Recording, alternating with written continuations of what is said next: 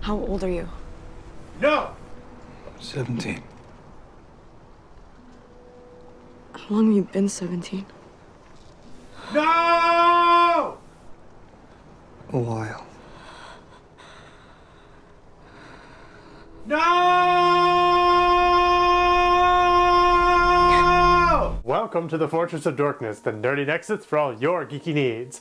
I'm your host, Connor McVillario. Sometimes a movie enters cult status because of how bad an edit is. Sometimes this happens because of a bad script. And sometimes you just have a bad movie that didn't need to happen yet somehow got made. Welcome to all of the above. Real history is leaving Zeist to arrive at Highlander II, The Quickening. Heads up, its theatrical edition is considered one of the worst films ever made. It's not even in this collection. To understand the drama here, first, we have to go back to 1986 and the first Highlander. The first film never achieved commercial success in the United States. The poster alone justifies why. Of this strange close-up of Christoph in black and white, looking like some serial rapist. But it did do well abroad. Plans for a sequel were already being formulated in the heads of the filmmakers, as interested foreign investors asked where the sequel was. They told the producers to figure it out when they were reminded that, everyone died. Set mainly in 2024, the film ignored much of the continuity of its predecessor and opened with Old Man Connor totally rocking the Old Man Ezio look. This was done on purpose for the fans, to answer their questions of where the Immortals came from. The production later admitted that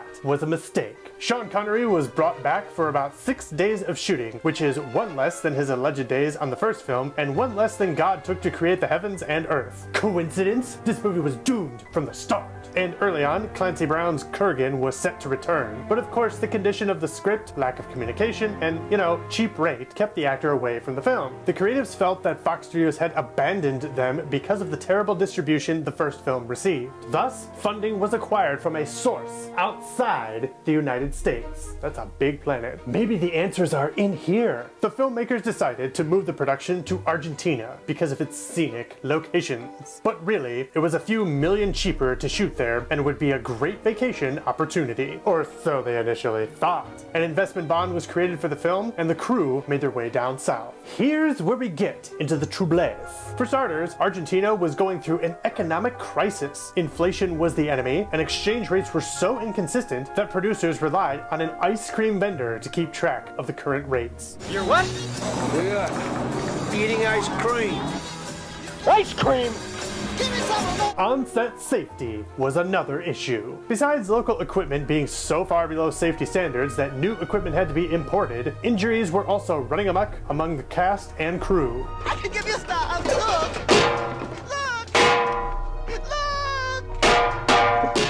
Michael Ironside chipped a tooth, and Christopher Lambert had part of his finger chopped off during a fight sequence. Needless to say, they recovered. And it wouldn't be a troubled set without some booze and cocainum. Cocainum. Drinking was a frequent part of lunch breaks because of the Argentina lifestyle, leaving a lot of the crew drunk after lunch. Michael Ironside recalled that his stunt double was knee-deep in the cheap cocaine available in the country, which often led to some rather, shall we say, naked and paranoid antics. Want some coke?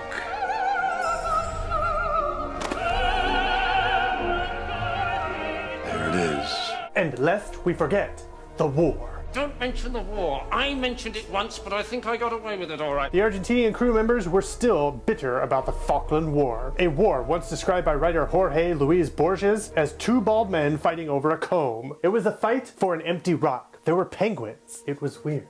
Anyway, the opposing crew members would often get into friendly tussles with each other. If your definition of friendly involves soccer matches that ended with blood on the ground, the opposing nations would also throw bread at each other during mealtimes, which escalated into throwing bottles. Yes, 10 years later, the aftermath of the war just added to the growing headache of the film. Eventually, the investors got antsy. Taking control of the film from the producers and directors, they decided to quickening through production, much to the dismay of the team. Christopher Lambert was so upset, he nearly walked off the set, if not for his contract. The investors decided to end production early and get to editing, before the script was even completely shot. Much of the original crew was removed by them, leaving the creatives with bitter tastes in their mouths. The investors' cut was so bad that director Russell Mulcahy walked out of the premiere after 15 minutes.